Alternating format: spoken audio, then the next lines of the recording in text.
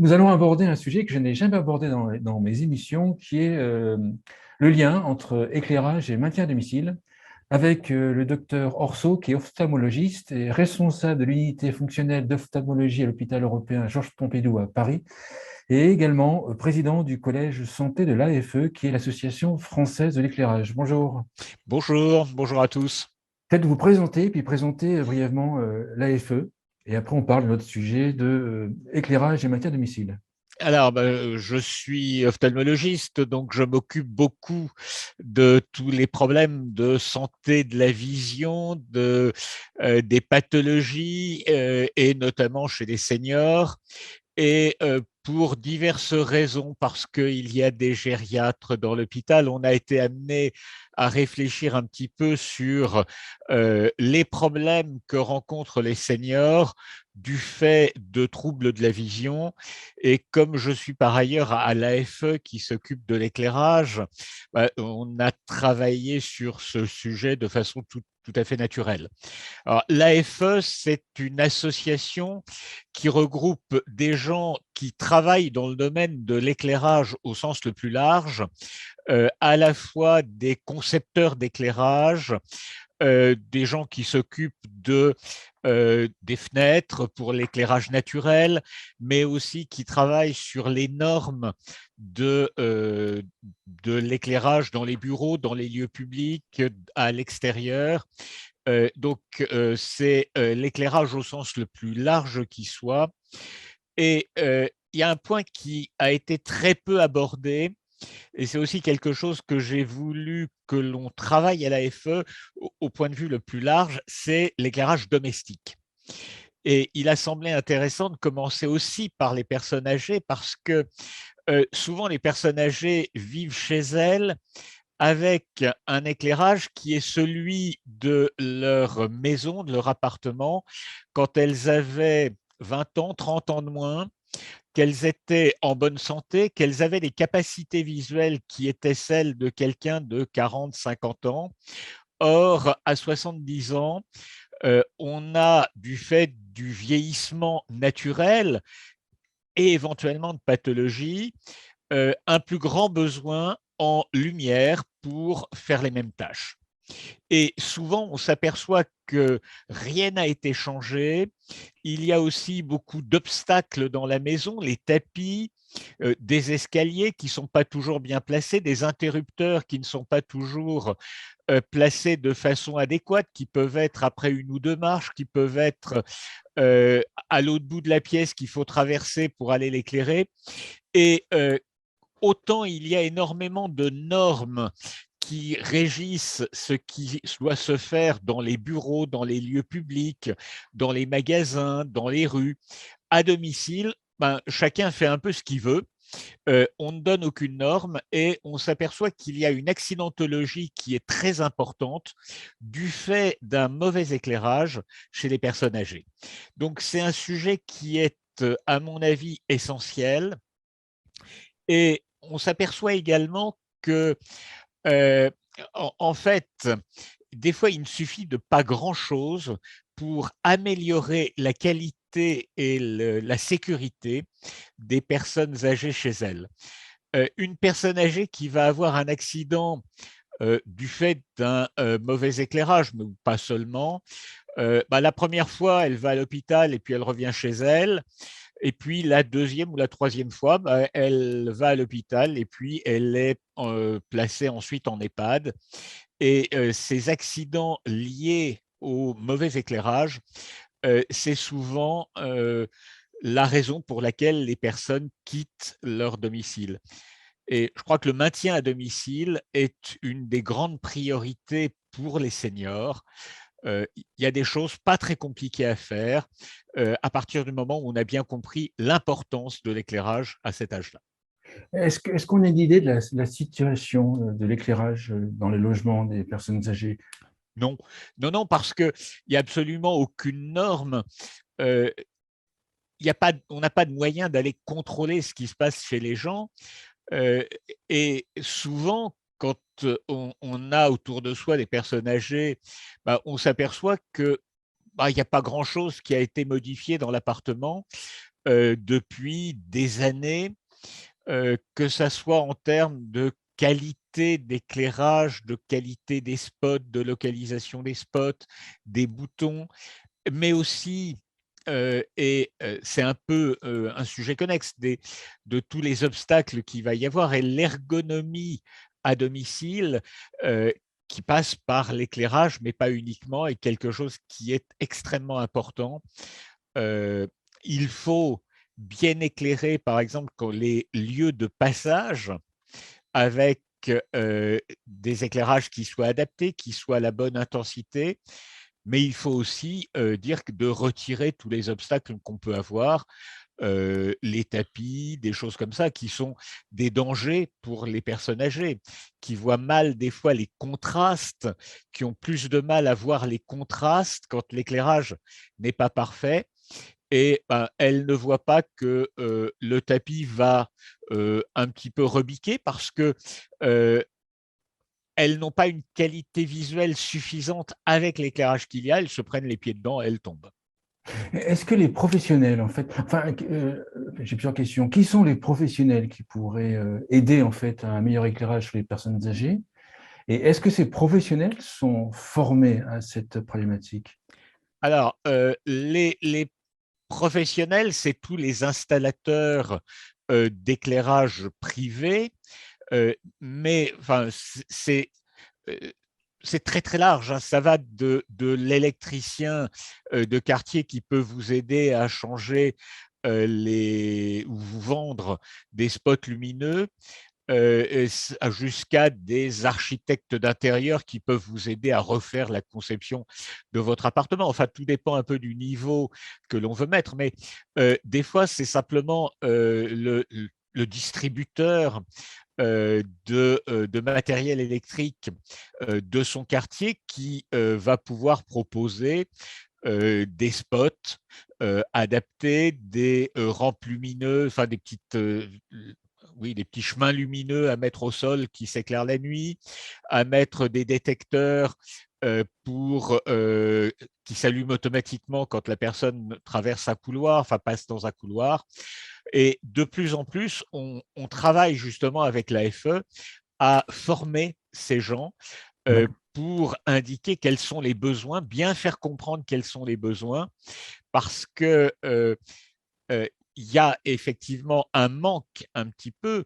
Les personnes âgées ne se rendent pas compte de ce dont elles ont besoin. Leurs accompagnants, la famille, ne le comprend pas très bien non Bien sûr, plus. évidemment. Ouais. Euh, donc, il faut qu'il y ait des gens qui soient formés. Donc, on est en train un petit peu de travailler là-dessus, de diffuser le message et de former, de donner des conseils sur le matériel qu'il faut avoir, sur des choses qu'il faut faire. Mais il y a des choses, il faut être très simple parce que on ne peut pas dire de modifier complètement l'appartement dans tous les sens, refaire l'éclairage et en avoir pour 50 000 euros de travaux. On sait que ça ne sera pas fait, c'est pas raisonnable. Donc il faut trouver aussi des moyens simples qui permettent d'assurer une bonne sécurité. Et je pense qu'il y a aussi un obstacle. Les personnes âgées, on ne se rend pas forcément compte, même à mon âge d'ailleurs, hein. Le vieillissement de l'œil, en fait, il est progressif. Il est très progressif, oui, Donc, oui. en fait, effectivement, moi, je m'en aperçois lorsque je passe du soleil à une pièce sombre. Bon, il y a un temps d'adaptation qui est plus long. Bon, ça, j'en prends conscience. Mais il y a aussi cet obstacle-là. Les jeunes dans les appartements de leur grand-mère, par exemple, pour eux, tout va bien. Oui, oui, oui. Et puis, la personne âgée ne s'est pas forcément rendu compte qu'elle les voyait de moins en moins. Alors, c'est tout à fait le problème. C'est que des fois, l'entourage, enfin, les proches n'en ont pas conscience parce que ils ne sont pas dans la même situation visuelle C'est ça. d'une personne qui a une cataracte, qui commence à avoir une cataracte, donc qui a besoin de plus de lumière pour arriver à distinguer les choses, ou qui n'est pas autant ébloui qu'on peut l'être avec une cataracte. On voit, enfin, il y a beaucoup de patients qui disent quand ils commencent à vieillir, qu'ils sont un petit peu éblouis quand ils passent, par exemple, d'un tunnel à l'extérieur, ils conduisent, ils disent ah, pendant quelques secondes, je suis ébloui, tout simplement parce que le cristallin est en train un peu de vieillir, donc ça donne des éblouissements et les réactions du encore à l'adaptation sont moins rapides. Si on pouvait parler de priorités, si moi j'ai un appartement, on imagine que j'ai 80 ans, les priorités, ce serait quoi? Les priorités, je crois, enfin, il faut bien aussi comprendre que l'éclairage doit varier suivant les pièces, parce que on n'a pas besoin de la même quantité de lumière dans la chambre, dans le salon, dans la cuisine, dans la salle de bain. Il faut avoir des lumières qui éclairent tous les lieux de travail, en particulier à la cuisine, à la salle de bain, pour que les gens ne risquent pas de se blesser, par exemple, en faisant la cuisine. Si vous voyez mal quand vous épluchez les légumes, ben, vous risquez de vous blesser avec le couteau parce que vous n'avez pas bien vu exactement où vous êtes. Vous pouvez aussi vous tromper en prenant les médicaments. Euh, les, euh, les comprimés, souvent quand vous demandez aux gens qu'est-ce que vous prenez, ah ben, y a une petite gélule rose, une petite gélule bleue et puis un petit comprimé rose. Mais si la lumière est pas bonne, ben, on va se tromper dans les couleurs et puis on peut prendre 2 comprimés où là il fallait en prendre qu'un. Et on retrouve des gens à l'hôpital qui sont hospitalisés pour des erreurs de prise médicamenteuse, tout simplement parce qu'ils n'ont pas bien vu ce qu'ils faisaient. Donc, il faut des lumières très intenses, enfin suffisamment intenses à la salle de bain, à la cuisine, qui sont des lieux qui sont les plus dangereux, entre guillemets. Il faut un éclairage euh, qui éclaire bien le sol dans les lieux de passage pour bien voir les obstacles. Et on n'a pas besoin d'avoir quelque chose de très large qui va éclairer les murs de façon très large et puis finalement faire des zones d'ombre au sol. Il faut que ça soit vraiment dirigé sur les sols dans les couloirs, par exemple. Et puis, il faut un éclairage qui soit sur le lieu de vie,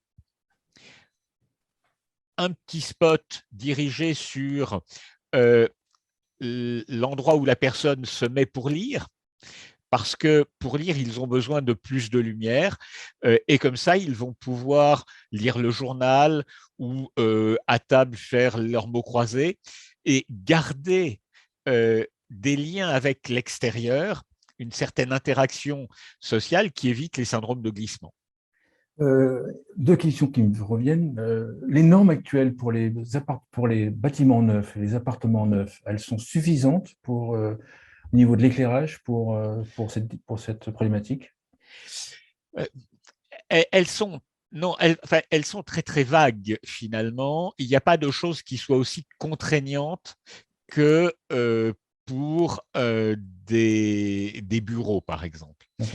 On va demander simplement que une, un studio, vous avez une surface nécessaire, il y a une fenêtre, mais on ne va pas demander un éclairage qui soit, on ne va pas tester la qualité de l'éclairage.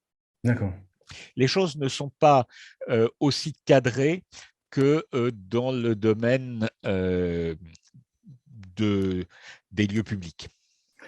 Côté professionnel, ceux à qui vous communiquez et que vous formez, ils perçoivent comment ce sujet? Ils se disent, ils sont volontairement, ils veulent volontiers travailler sur ce sujet-là, ils voient ça comme une opportunité. Comment ils réagissent? Oui, parce que je pense que ils ont bien compris qu'il y avait là véritablement quelque chose qui a été laissé à l'abandon.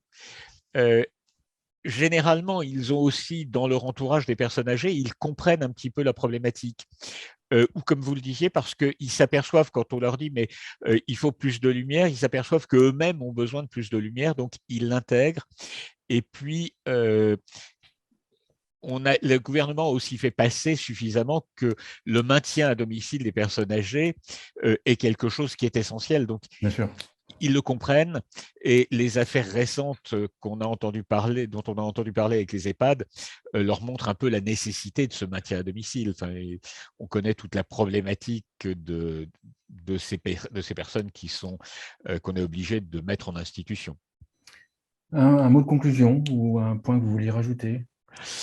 Euh, je crois qu'il faut véritablement expliquer à l'entourage plus qu'à la personne âgée, parce que souvent, elle va avoir peur de se lancer dans des travaux. Si on lui dit on va changer des choses chez vous, il y a des gens qui vont venir.